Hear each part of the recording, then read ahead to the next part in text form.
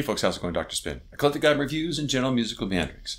I got another Roundup post for you guys. It's the 6 albums I've been listening to pretty much through the month of August. These aren't all 2023 releases, but they're new to me, and to me that counts as new music. These are meant to be just kind of superficial overviews of these albums, just enough to maybe whet your appetite to go out and check them out on your own, and maybe give me some ideas for a future post for dedicated, in-depth reviews of these albums. So the first one I got up is Sigur Ros's Atta.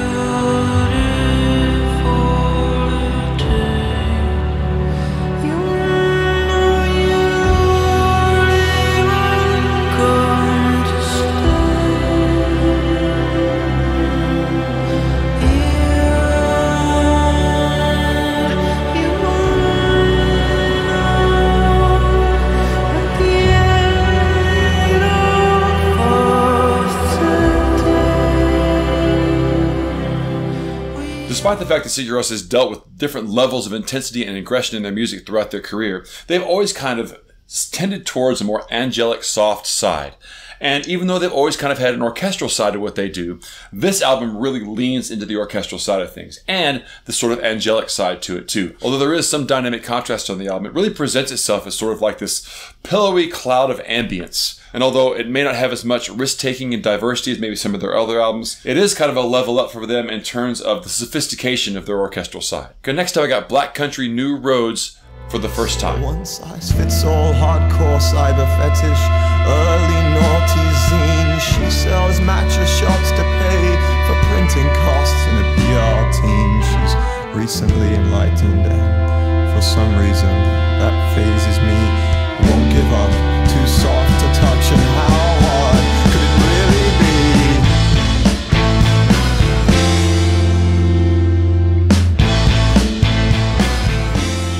So finally, after circling them for literally 2 or 3 years and having them on my wish list, I finally took the dive and got this. And great art rock with a very wide angle lens. You know, on one side they have this almost klezmer side to them, and on the other side they almost delve musically into like Red Era King Crimson type music. Musically extremely nuanced in terms of its performance and in terms of its writing. But their real selling point to me is the kind of way that the vocals work so well. These are non-standard, really kind of overly dramatic vocals. They have all the delivery of like an emo high school kid trying to try out for the school play. But the delivery is gripping, and especially when you talk about it in comparison to other bands with kind of quirky vocalists that are out there right now, like Squid and Black Midi. They really are able to sell the vocals on this album in a way that brings it all together. Okay, next up I got Drums and Tuba's Box Fetish.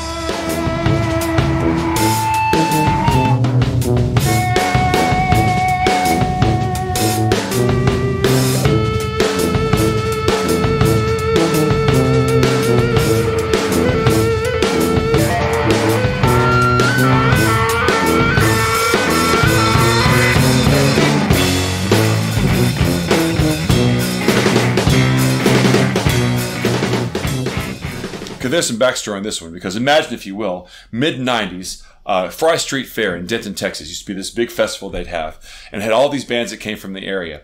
And I stumbled into this club called Rick's Place, and inside there I saw this band playing drums and tuba, literally a tuba player, a drummer, and a guitar player. I was fascinated by them, mesmerized by what they did. And I bought this album on the spot from the merch guy. And I listened to it maybe twice, and then it kind of just got lost in my collection. I barely listened to it in the last 20 years. So I pulled it out earlier this year and listened to it, and really was like almost embarrassed by the fact that I left it behind. Imagine Primus with, all instrumentals and with a tuba player instead. And as I looked into this album, found out they made many albums since. So this may be a rabbit hole that I go down to find more out about what happened to drums and tuba after that night in Denton. Okay, next up I got Frank Ocean's Blond.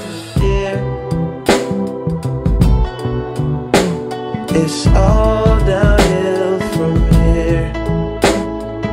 In the wake of a hurricane, dark skin of a summer shade, nosedive in the floodlines, tall tower, milk crate. It's the same way you showed me. Cannonball off the porch side, older kids trying off the roof. Just the same way you showed me. Channel Orange is an album that I'd had in my collection for maybe 10 years and really hadn't cracked it open for myself. And upon finding it last year, really fell in love with it. So Blond is the successor to that album. Channel Orange had a lot of really adventurous R&B pop style musicianship on it. Blond takes a lot more risks. Still remains extremely intimate, which is one of the things that Frank Ocean is really, really great at, is his ability to keep things personal. The only thing that's really holding me back from this album is the fact that I'm slow to learn lyrics. It's just how I listen to music. And a lot of Frank Ocean's appeal comes from his ability to deliver lyrics in a really profound and intimate way. So that's an aspect of this album I'm still kind of brushing the leaves off of to see what's underneath. Next up, I got Khruangbin's Mordechai.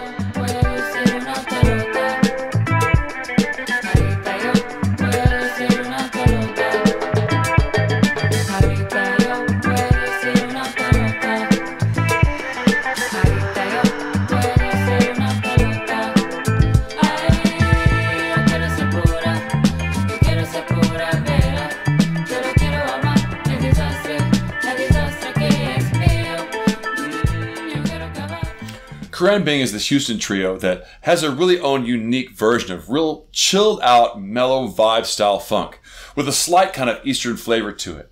And I've had a couple of albums of theirs before, and I will tell you that Khruangbin's music always really sits well in the background. It's the kind of thing where you can bob your head to it and enjoy it, and it will lay beneath the realm of perception, but also is engaging enough to kind of work as a more focused listen. Mordechai's got really positive reviews from everybody that I've played it for that's checked it out. I will say that as you listen to the album up close, there is a bit of unevenness to it. Some tracks really have more clarity to them. Other ones don't really gel quite as well. But the vibe of the album, if this is what you're looking for, is something to vibe to. That's Khruangbin's specialty, and Mordechai continues that. And finally, I got Faye Webster's "I Know I'm Funny, Haha."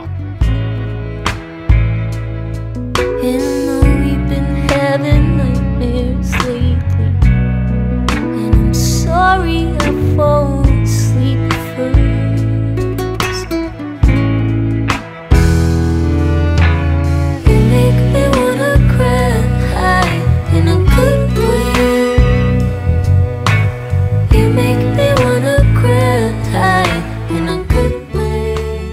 This album kind of surprised me because it was my impression that it was kind of a power pop album. And it does have a couple of tracks that veer into that territory.